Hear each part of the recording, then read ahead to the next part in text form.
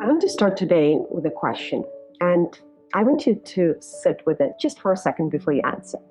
When you think about the word Montessori, what comes to mind? Be honest. For most people, it's a visual, beautiful wooden shelves, a tray with small glass pitchers, natural light, a child sitting peacefully, completely absorbed, totally unaware that the camera is on them.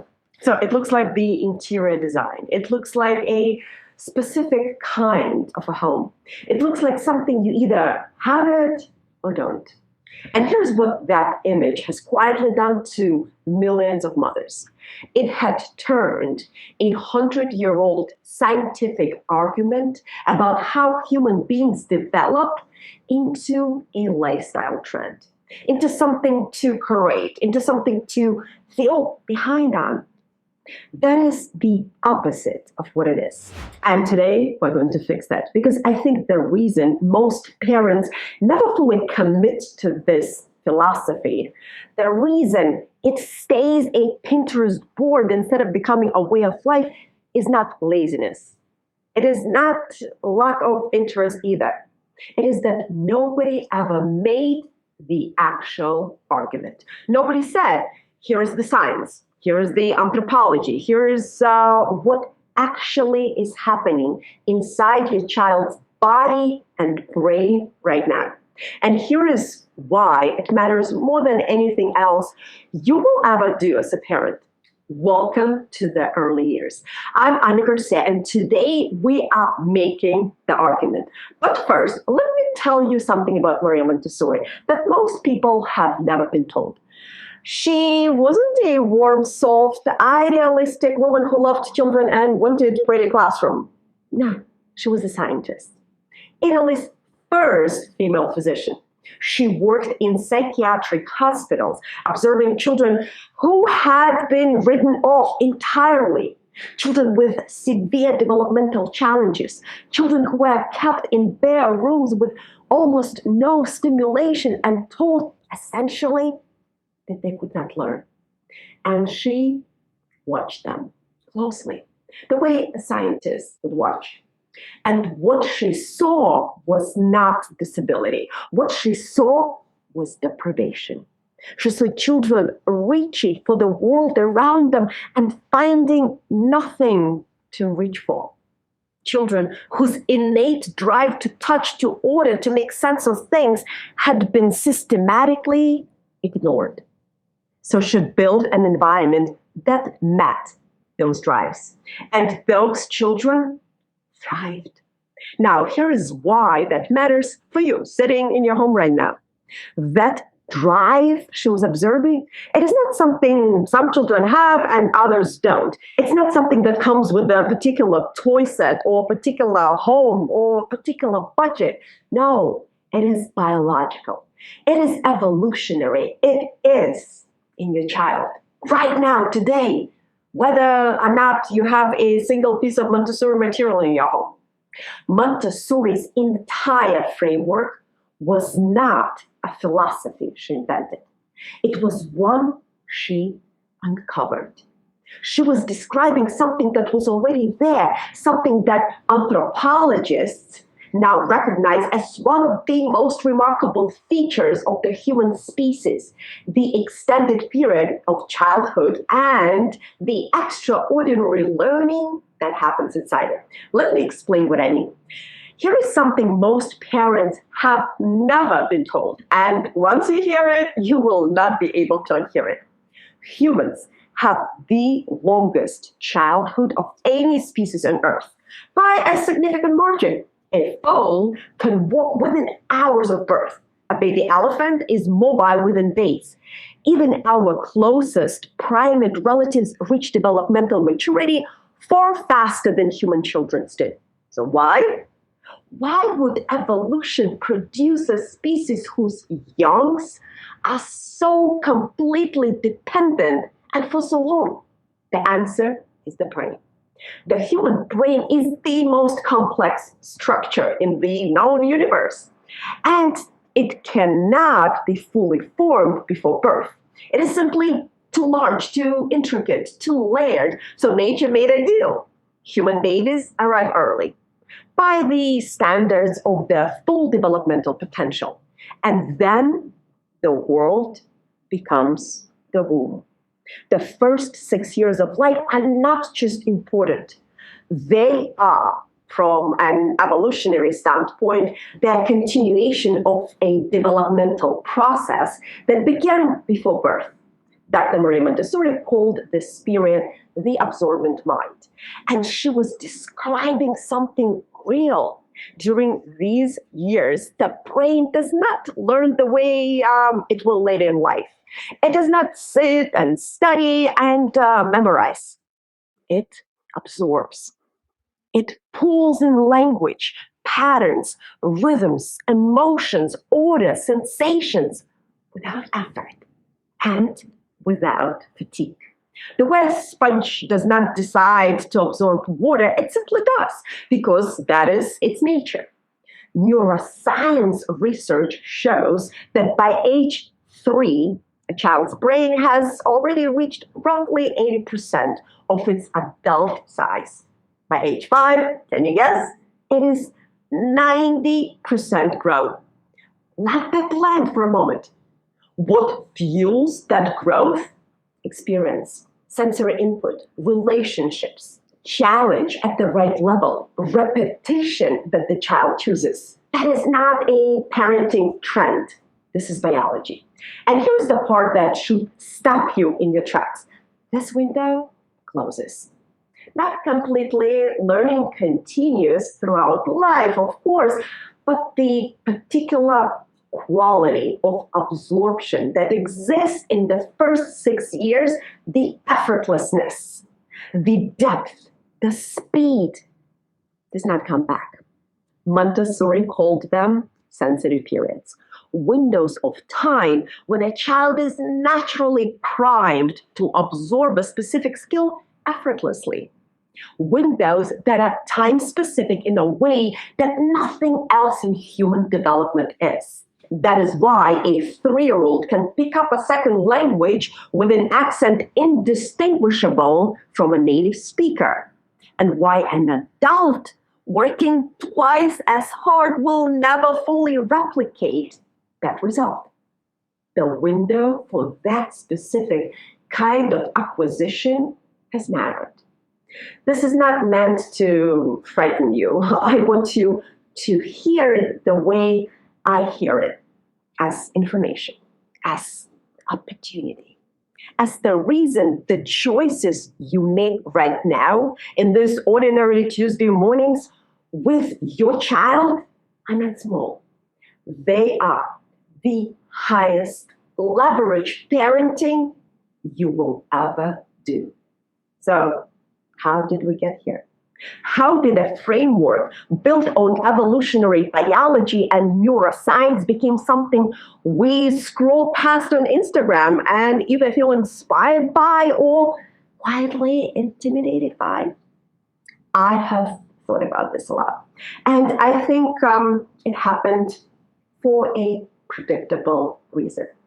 When something complex and research-based gets translated for mainstream consumption, the depth gets stripped out first.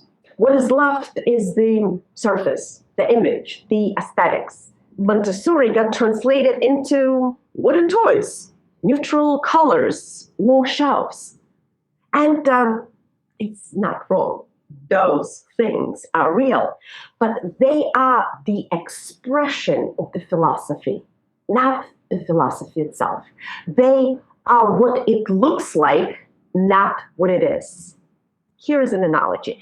Imagine you saw a photo of a highly trained surgeon.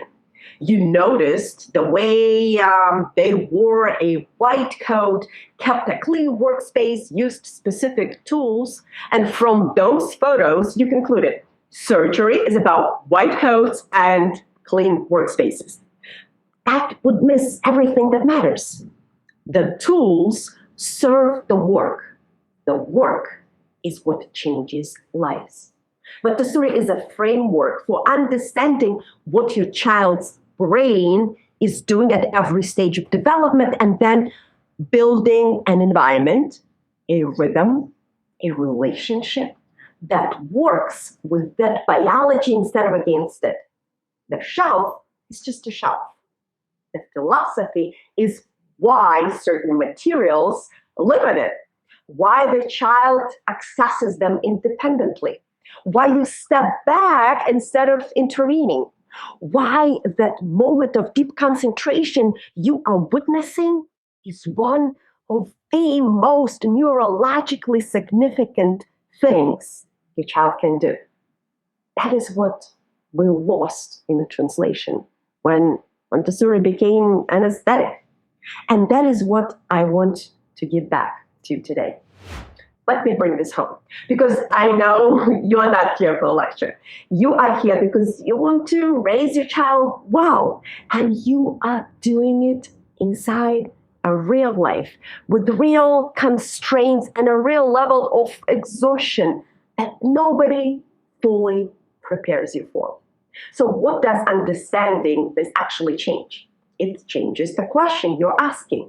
When Montessori is an aesthetic, the question is, do I have the right stuff? Do my shelves look right? Am I doing the activities correctly? When Montessori is a philosophy, the question becomes, what does my child need right now in this stage of development? What is the brain ready for? How can I structure this environment, this day, this interaction to meet that? That second question is one you can answer. No matter your budget, no matter your home, no matter whether today is going beautifully or whether someone has been crying since 7 a.m. Because the philosophy is portable. It lives in how you see your child, not in what you buy for them. When you hand your child a small rag to wipe up their own spill instead of doing it yourself, that is not a cleaning strategy. That is you responding to your child's sensitive period for practical life. Competence, contribution, the feeling of capability. When you slow down and let them button their own coat, even though it takes 4 times as long, you're not just being patient. You are giving their developing motor cortex that exact repetition it needs at the exact moment it is most receptive to it. When you stop explaining and start observing, when you get quiet and watch what your child is drawn to, what they return to, what absorbs them completely, you're doing something most parents have never been taught to do. You are reading the blueprint. That is Montessori, not the shelf, the seam. And here's what I want you to hear. You cannot fully live this halfway. Not because it requires more of your time or money, but because you cannot apply a framework you do not understand. You cannot copy the activities. You can set up the trays, you can follow the instructions, but if you do not understand why, you will not know what to do.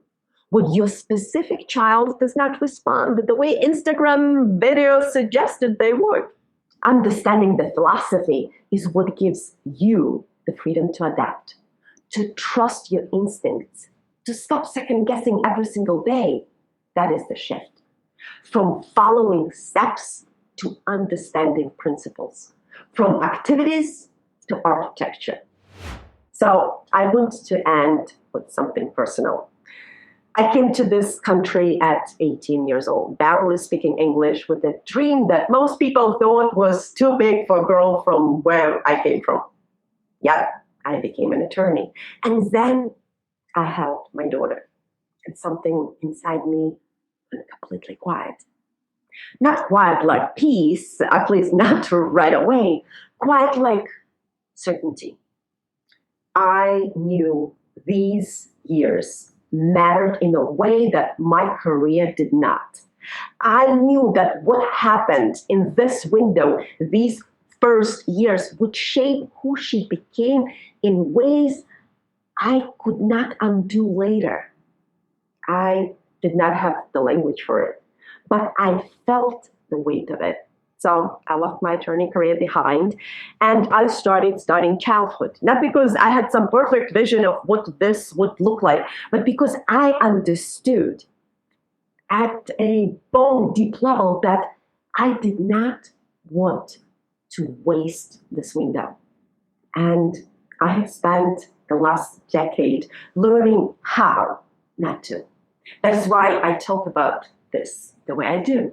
Not as a lifestyle, not as aesthetics, but as a decision that has a timeline. Dr. Maria Montessori herself wrote, open quote, if during this period of life, the child is placed in an environment that does not correspond to his needs, his mind cannot develop its full potential. Close quote. That is not pressure. That is a roadmap. The window is open right now. The biology is already working. Your child is already absorbing. The only question is, what are you giving them to absorb? Children are only little ones. But if you do it right, once is enough. If something shifted for you in this episode, I want to make sure you have something concrete to take with you. In the show notes below, grab my free Montessori Sensitive Periods cheat sheet. It's a full-page visual guide that shows you exactly which developmental windows your child is in right now, what their brain is naturally reaching for in each one, and simple ways to support it. No special materials required. No perfect setup needed either. Just the map so you stop guessing and start seeing. The link is in the show notes. And if this episode made something click for you, share it with a mama who needs to hear it. The one who is drowning in Pinterest saves and wondering if she's doing enough. She doesn't need more ideas. She needs to understand why any of it matters. Next, on the early years, I'm sitting down with Tim Selden, president of the Montessori Foundation, and we are going even deeper into the science and heart of this philosophy. You do not want to miss that conversation. I'll see you then. Keep raising them well.